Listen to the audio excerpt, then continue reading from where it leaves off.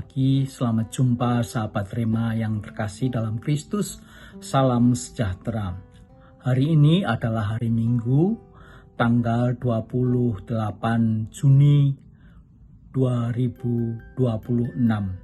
Hari ini merupakan hari Minggu ke-13, di mana kita diajak untuk merenungkan dari bacaan yang pertama diambil dari kitab kedua Para Raja, dan juga bacaan kedua diambil dari surat Rasul Paulus kepada jemaat di Roma, dan dari Injil diambil dari Injil Matius karena merupakan tahun A.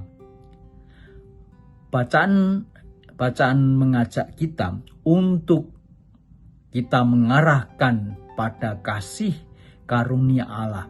Karena kita sebagai pengikut Kristus, kita telah ditebus dengan pembaptisan dari Kristus sendiri. Sebagaimana Paulus telah mengingatkan kita bahwa kita telah ditebus oleh darah Kristus dan kita mati bersama Kristus pada waktu pembaptisan. Mati dalam artian dosa-dosa kita dihapus dan kita bangkit bersama Kristus untuk memperoleh karya keselamatan Allah. Oleh karena itu, sebagai pengikut Kristus, sebagai umat pilihan Allah, kita harus berani mewartakan karya keselamatan Allah. Kita berani untuk menjadi pengikutnya dan total untuk menjadi pengikut Kristus. Oleh karena itu, tema yang akan saya angkat adalah totalitas sebagai pengikut Kristus. Totalitas sebagai pengikut Kristus di dalam dunia modern ini tidaklah mudah, karena begitu banyak tantangan dan godaan yang seringkali menghambat kita untuk sungguh menjadi pengikut Kristus dan berjalan pada iman yang benar. Tantangan dunia dewasa ini, sebagaimana kita bisa melihat teknologi yang sebenarnya diharapkan untuk menjadi alat untuk kita sungguh bisa fokus dan juga mewartakan karya Allah, tetapi seringkali kita digoda dan kita sungguh-sungguh tidak percaya akan kasih Allah itu sendiri. Kita lebih percaya pada kebenaran teknologi. Tantangan yang kedua adalah politik challenge, di mana para pemimpin dewasa ini memutarbalikkan kebenaran, dan kebenaran bisa diputarbalikkan karena itu menjadi kebenaran bagi mereka, kebenaran subjektif. Postmodern telah menantang kita dengan post-truth-nya, di mana pemutarbalikan kebenaran menjadi hal yang biasa, tidak berdasarkan data yang ada, tetapi berdasarkan siapa yang dibalik dan berkuasa. Tantangan selanjutnya adalah krisis kemanusiaan, di mana kita kehilangan kemanusiaan kita sebagai makhluk individual yang sungguh berharga di hadapan Allah, sungguh mulia.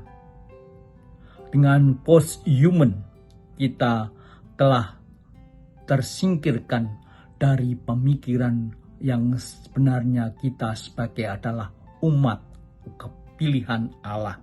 Kita sebagai manusia yang mempunyai harkat dan martabat. Oleh karena itu, Paus Leo ke-14 mengingatkan kita dalam ensikliknya Magnificat Humanitas, di mana kita diajak untuk sungguh-sungguh menyadari sebagai manusia yang sejati.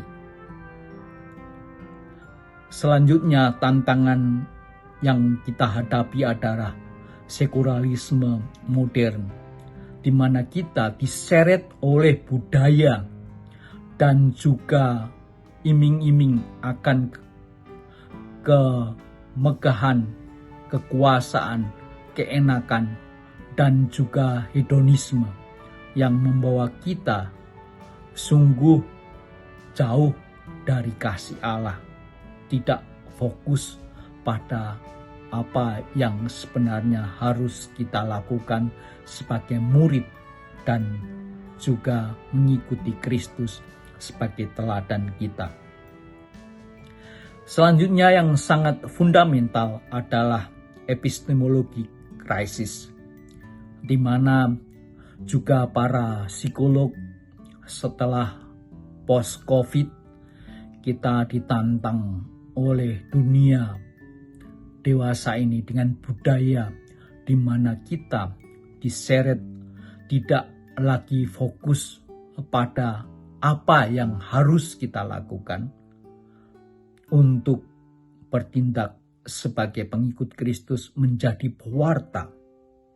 Kadang-kala kita lebih fokus dan cenderung pada kepentingan kita sendiri, termasuk kepentingan keluarga, kepentingan diri kita, dan kepentingan sahabat-sahabat kita, bukan kepentingan Tuhan.